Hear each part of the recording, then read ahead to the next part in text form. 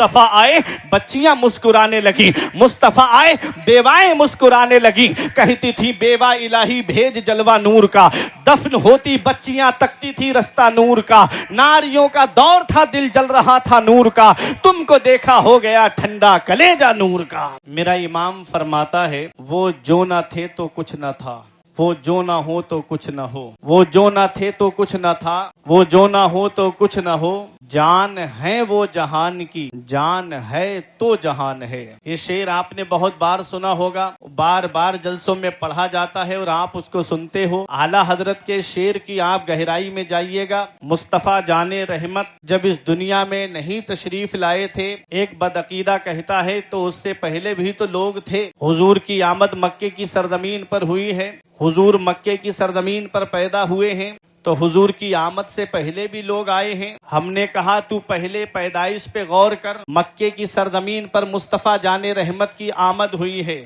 مصطفیٰ ہیں کب سے؟ یہ خود مدینے والے مصطفیٰ سے پوچھو۔ ایک صحابی رسول ہیں حضرت جابر بن عبداللہ ابن جابر، وہ کہتے ہیں کہ میں نے عرض کیا یا رسول اللہ، اللہ نے سب سے پہلے کس چیز کو پیدا فرمایا؟ تو مدینے والے مصطفیٰ فرماتے ہیں اللہ نے سب سے پہلے تمہارے نبی کے نور کو پیدا فرمایا۔ کب پیدا فرمایا؟ جب زمین نہیں تھی، آسمان نہیں تھا، چاند نہیں تھا، سورج نہیں تھا، ستارے نہیں تھے، غرض کے کائنات کا وجود بھی نہیں تھا۔ اور بشر کی جو رٹ لگاتے ہیں ان سے کہو کہ بشر 4 چیزوں سے مرکب ہے، آگ، پانی، مٹی، ہوا۔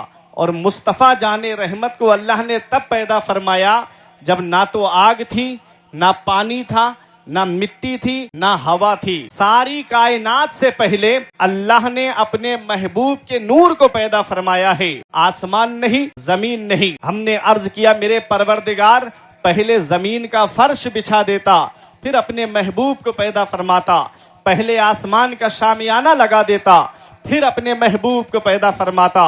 اے لوگوں، یہ سوال آپ کے بھی ذہن میں آ سکتا ہے کہ پہلے ستاروں کے قمقمے لگا دیے جاتے، تب اللہ اپنے محبوب کو بھیجتا، چاند و سورج کو پہلے پیدا فرما دیتا، تب اپنے محبوب کو بھیجتا۔ آؤ میں آپ کو ایک مثال سے سمجھا کر کے جانا چاہتا ہوں۔ شاعر اہل سنت بھائی راشد رضا مرکزی صاحب قبلہ مدینہ شریف کو تشریف لے جائیں۔ ہم دعا کرتے ہیں پروردگار عالم ہم سب کو حج مقبول اور عمرہ مقبول کی سعادت نصیب فرمائے، اور جاتے وقت یہ اپنے گھر کے آنگن میں ایک گلاب کا پودا لگا کر کے جائیں، اور گھر والوں سے کہیں، اپنے بھائیوں سے کہیں کہ میں جا رہا ہوں، اس پودے کا خیال رکھنا۔ یہ چلے گئے، 1 مہینے کے بعد میں واپس آئے، اب وہ گلاب کا پودا نہیں رہا ہے، اب اس پر خوبصورت گلاب لگے ہوئے ہیں۔ جیسے ہی یہ واپس آئے، آ کر کے اپنے گارڈن میں پہنچے، پہلے اس گلاب کے پودے کو دیکھا، اور دیکھ کر کے اس پر کھلے ہوئے گلاب دیکھ کر کے کہا میرا گلاب۔ اتنا کہنا تھا کہ میرا گلاب، فوراً زمین نے کہا حضرت ابھی آپ ایسی مقدس جگہ سے آئے ہو، ابھی ایسی باتیں نہ کرو کہ میرا گلاب، اگر میرا سینہ نہیں ہوتا تو اس پودے کو نصب کہاں کرتے؟ اتنے میں سورج نے کہا اگر میں نے اس پر اپنی گرم گرم حرارت نہیں ڈالی ہوتی تو یہ پودا پروان کیسے چڑھتا؟ دیکھو پودا ایک ہے اور احسان زمین الگ جتا رہی ہے، سورج احسان الگ جتا رہا ہے۔ اتنے میں چاند نے کہا اگر رات میں میں نے اپنی چاندنی اس پر نہیں ڈالی ہوتی تو یہ پودا کیسے پروان چڑھتا؟ اتنے میں ستاروں نے کہا اگر ہم نے اس کو ہلکی ہلکی روشنی نہ دی ہوتی تو یہ پودا کیسے پروان چڑھتا؟ اتنے میں نسیم سحر نے کہا اگر صبح کو میں نے اس کو جھولا نہ جھلایا ہوتا تو یہ پودا کیسے پروان چڑھتا؟ گلاب کا پودا ایک ہے، زمین الگ احسان جتا رہی ہے، آسمان الگ احسان جتا رہا ہے، چاند و سورج الگ احسان جتا رہے ہیں، ستارے الگ احسان جتا رہا ہے۔ اے لوگوں یاد رکھو اللہ رب العزت نے اپنے محبوب کو زمین بنانے سے پہلے، آسمان بنانے سے پہلے، چاند و سورج کے پیدا فرمانے سے پہلے، ستاروں کے پیدا فرمانے سے پہلے اس لیے پہلے پیدا فرمایا ہے کہ اگر مصطفیٰ زمین کا فرش بچھا دیا جاتا اس کے بعد تشریف لاتے تو زمین کہتی آقا اگر میرا سینہ نہیں ہوتا تو آپ چلتے کس پر؟ آسمان کہتا آقا اگر میں نہیں ہوتا تو آپ کے اوپر سایہ فگن کیا ہوتا؟ سورج کہتا اگر میں نہیں ہوتا تو کس کی روشنی میں آپ تبلیغ فرماتے؟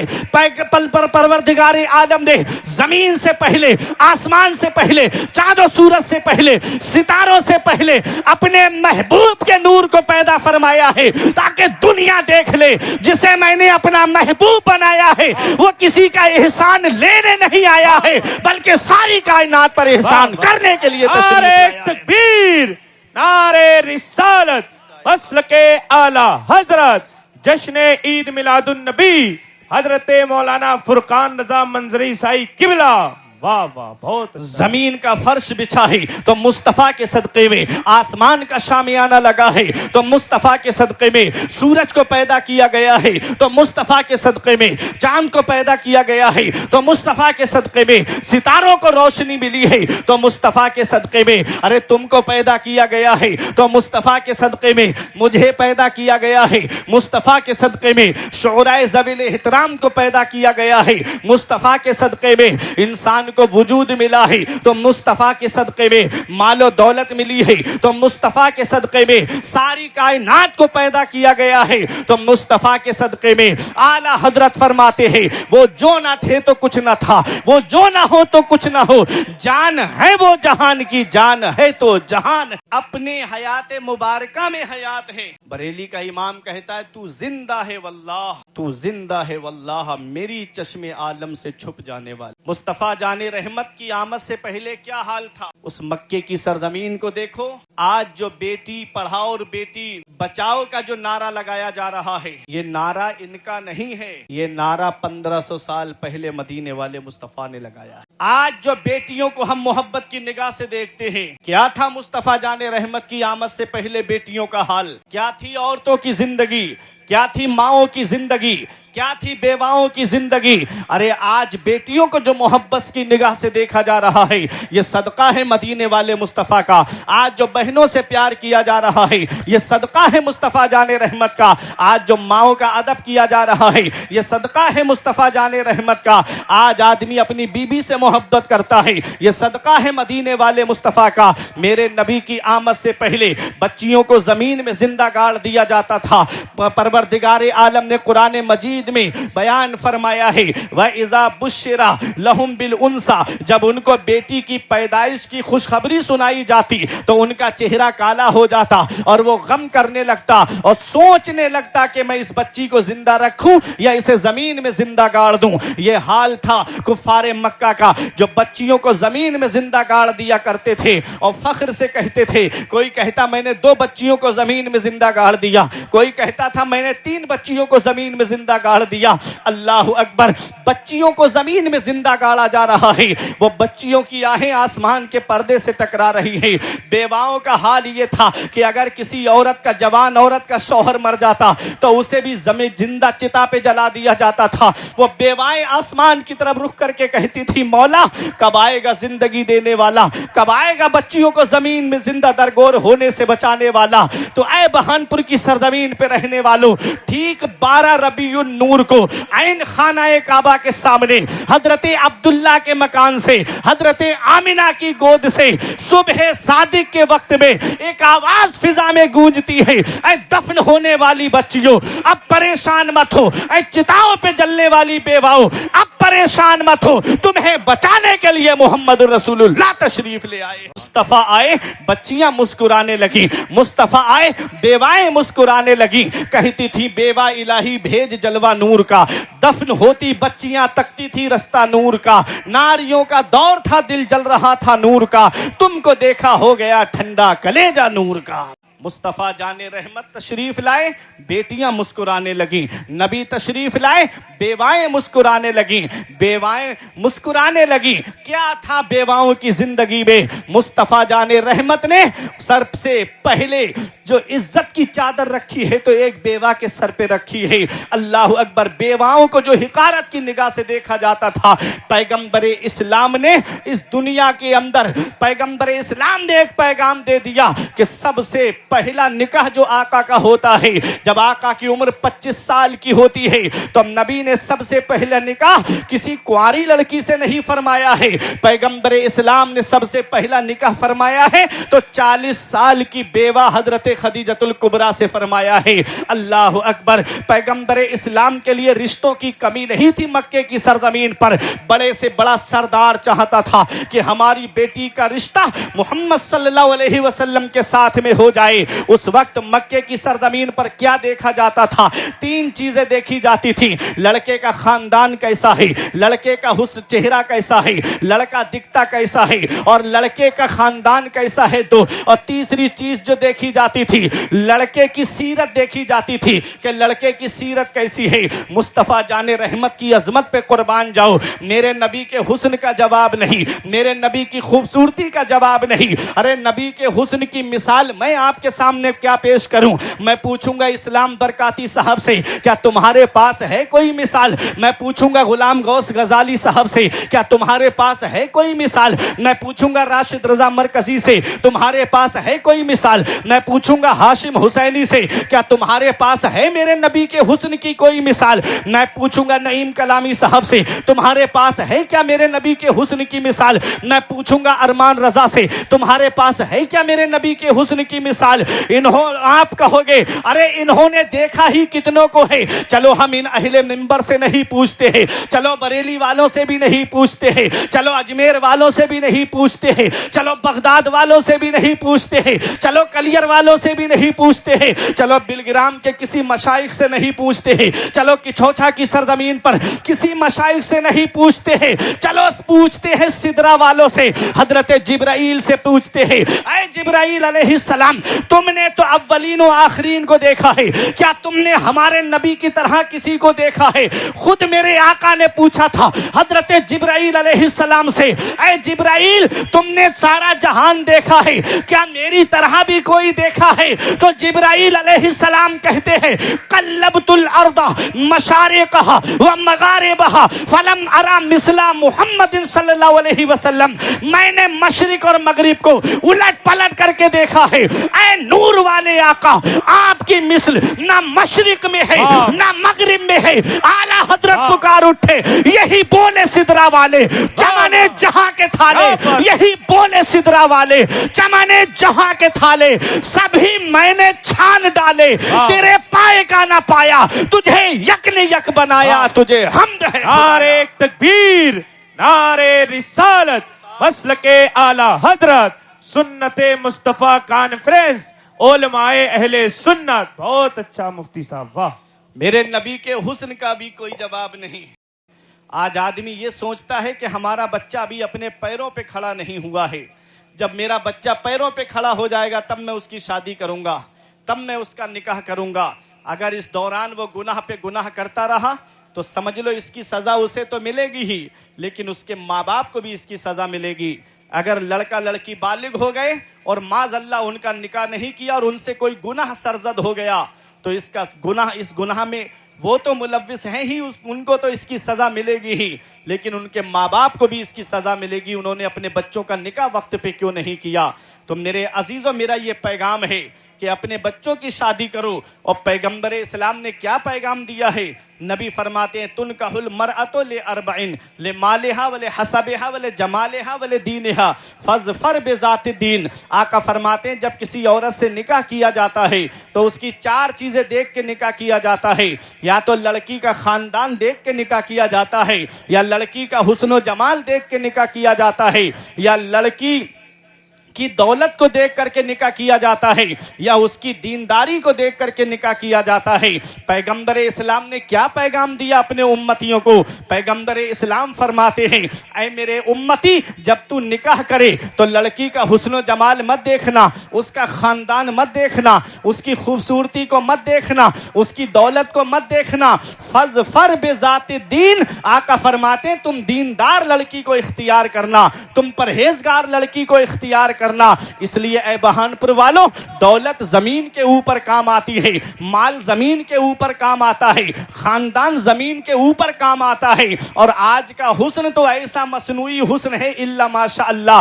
بیوٹی پارلر جانے سے پہلے دیکھو اور بیوٹی پارلر سے آنے کے بعد میں دیکھو، چند سالوں کے بعد میں یہ حسن جو ہے وہ ختم ہوتا نظر آتا ہے. لیکن دینداری ایک ایسی چیز ہے کہ دینداری زمین کے اوپر بھی کام آتی ہے، زمین کے نیچے بھی کام آتی ہے. پرہیزگار لڑکی جب تمہارے گھر میں آئے گی، قرآن کی تلاوت کرے گی، اللہ گھر میں اتنی برکتیں عطا فرمائے گا کہ تمہاری نسلیں کھائیں گی تب بھی اس کی برکت ختم نہیں ہوگی. میرے عزیزوں، جب نکاح کرنے کے لیے جاؤ تو پرہیزگار لڑکی کو دیکھو. آج آدمی یہ دیکھتا ہے کہ اس کے گھر میں دولت کتنی ہے، اس کے گھر میں پیسہ کتنا ہے، اور حالات بدلتے چلے جا رہے ہیں. مجھے آپ ایک بات بتاؤ، کیا کوئی سسرال کے پیسے سے امیر ہوتے ہوئے دیکھا ہے؟ کیا کسی کو سسرال کے پیسے سے مالدار ہوتے ہوئے دیکھا ہے؟ یاد رکھنا پیارے مسلمانوں، اگر سسرال والے 1 لاکھ 2 لاکھ 3 لاکھ 4 5 لاکھ دے بھی دیں گے تو کتنے سال تک چلیں گے؟ 1 سال چلیں گے، 2 سال چلیں گے، 3 سال چلیں گے، 4-5 سالوں میں ختم ہو جائیں گے. سسرال کی چوکھٹ پر مت مانگو، مانگنا ہے تو مدینے والے مصطفیٰ سے مانگو، مانگنا ہے تو آقا کی بارگاہ سے مانگو. سسرال والے دیں گے، چند سالوں میں ختم ہو جائے گا، مدینے والے عطا فرمائیں گے، تمہاری نسلیں کھائیں گی تب بھی اس کی برکت ختم نہیں ہوگی. بے شک حق ہے. حالات بدلتے جا رہے ہیں، حالات چینج ہوتے جا رہے ہیں. ایسا لگتا ہے اللہ نے بیٹا دے دیا ہے، نور نظر دے دیا ہے، اللہ نے چشم و چراغ دیا ہے. ہونا تو یہ چاہیے تھا کہ اللہ کا شکر ادا کرتے کہ مولا کسی کے گھر میں تو چراغ جلانے والا بھی نہیں ہے، تو نے میرے گھر میں چراغ جلانے والا دیا ہے، بیٹا مل گیا. ایسا لگتا ہے جیسے قدرتی بھیک مانگنے کا لائسنس مل گیا ہو، قدرتی بھیک مانگنے کا پرمٹ مل گیا ہو کہ میرے بیٹے کی شادی ہے، منگنی میں اتنا سامان چاہیے، دکھنور میں اتنا سامان چاہیے، جہیز میں یہ گاڑی چاہیے، وہ گاڑی چاہیے. ایک صاحب ہم کو ملے، مولانا مجھے موٹر سائیکل چاہیے. ہم نے کہا مانگی ہوئی گاڑی پہ بیٹھو گے؟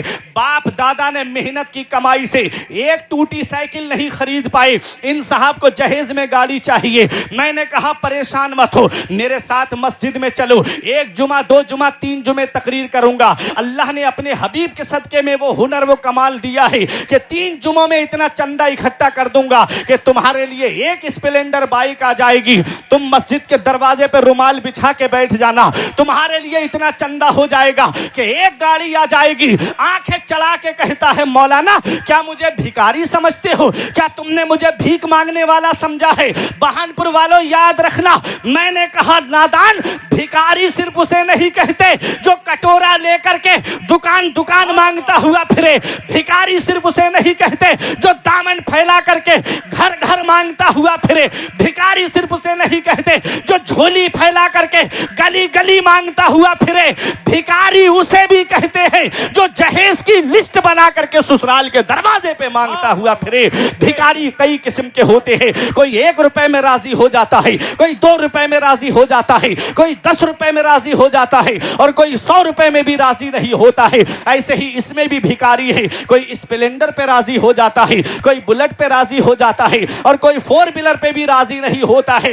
یاد رکھنا پیارے مسلمانوں، یہ دنیا والے دیں گے، چند سالوں میں ختم ہو جائے گا. مانگنا، ہم نے کہا نادان، مانگنا ہے تو ان دنیا والوں سے مت مانگ، مانگنا ہے تو مدینے والے مصطفیٰ سے مانگ. ہم سے مت پوچھو، بریلی کے امام سے پوچھو، اے امام عشق و محبت، ہمیں مانگنا ہے، ہم کہاں مانگے؟ کون ہمیں دے گا؟ تو آج بھی گنبد اعلیٰ حضرت سے آواز آئے گی، کون دیتا ہے؟ دینے کو منہ چاہیے. کون دیتا ہے؟ دینے کو منہ چاہیے. دینے والا ہے سچا ہمارا نبی، دینے والا ہے سچا ہمارا نبی. دنیا والے دیں گے چند سالوں میں ختم، مدینے والے مصطفیٰ عطا فرمائیں گے، نسلیں کھائیں گی تب بھی اس کی برکت ختم نہیں ہوگی. اس لیے میرے عزیزو، کوئی انسان کسی انسان کو کیا دیتا ہے؟ آدمی صرف وسیلہ ہے، خدا دیتا ہے. زردار دیکھ کر نہ زمیندار دیکھ کر رشتہ کرو نبی کا وفادار. ایمان و عقیدہ دیکھنا تمہارا کام. غریب ہے عقیدہ درست ہے اس کے ساتھ اپنی بچی کا نکاح کر دو. دولت والا ہے, پیسے والا ہے, عقیدہ خراب ہے تو یاد رکھنا اگر کسی بدعقیدہ کے ساتھ نکاح کر دیا تو میں کیا, یہ اسٹیج کے مولوی کیا, پوری دنیا کے مولوی آ کے نکاح پڑھا دیں گے تب بھی وہ نکاح نہیں ہوگا. نکاح سنی صحیح العقیدہ سے اپنی بچی کا کرو. آج جاہل بھی ہے عالم کا لبادہ اوڑے, ایسے ملاؤں سے ایمان بچائے رکھنا. آج سنیوں کے بھیس میں بدعقیدہ بھی پھر رہے ہیں اور جب نکاح ہو جاتا ہے بچی کا تب ان کا اصلی چہرہ سامنے آتا ہے. اس لیے ایک پیغام ہے کہ زردار دیکھ کر نہ زمیندار دیکھ کر رشتہ کرو نبی کا وفادار دیکھ کر. پیغمبر اسلام کا سب سے پہلا نکاح ہوتا ہے تو 40 سال کی بیوہ حضرت خدیجۃ الکبریٰ سے ہوتا ہے. بڑی سادگی کے ساتھ نکاح ہوا. پروردگار عالم ہم سب کو پیغمبر اسلام کی سنتوں پہ عمل کی توفیق عطا فرمائے, نیک عمل کرنے کی توفیق عطا فرمائے, برائیوں سے بچنے کی توفیق عطا فرمائے. نبی کی آمد ہے, اپنے گھروں کو سجاؤ, اپنی گلیوں کو سجاؤ, اور اس نبی کی آمد پر خوشی نہیں مناؤ گے تو کب خوشی مناؤ گے؟ 15 اگست کو جب دیش آزاد ہوتا ہے تو جھنڈا لہرا کر کے بتایا جاتا ہے کہ آج ہمارا دیش آزاد ہوا ہے, اور 12 ربیع الاول شریف کو پوری دنیا آزاد ہوئی ہے. تو اس دن نبی کی آمد پر خوشی کیوں نہ منائی جائے؟ نیتا پیدا ہو تو اس کا برتھ ڈے منایا جاتا ہے, نیتا پیدا ہو تو ہر سال اس کے لیے کیک کاٹ کے خوشی منائی جاتی ہے. اور پیغمبر اسلام اس دنیا میں تشریف لائے ہیں تو 12 ربیع الاول کو ہم خوشی نہ منائیں؟ ایسا کیسے ہو سکتا ہے؟ پیسہ ہمارا, دولت ہماری, روپیہ ہمارا, محنت ہماری, گلیاں ہم سجائیں, مسجدیں ہم سجائیں, گلی کوچے ہم سجائیں, لائٹ ہم سجائیں, اور تکلیف وہابی کو ہوتی ہے. ہم تو یہی کہیں گے کہ اس کی تکلیف اور بڑھتی چلی جائے. نثار تیری چہل پہل پر ہزاروں عیدیں ربیع الاول, سوائے ابلیس کے جہاں میں سبھی تو خوشیاں منا رہے ہیں. السلام علیکم.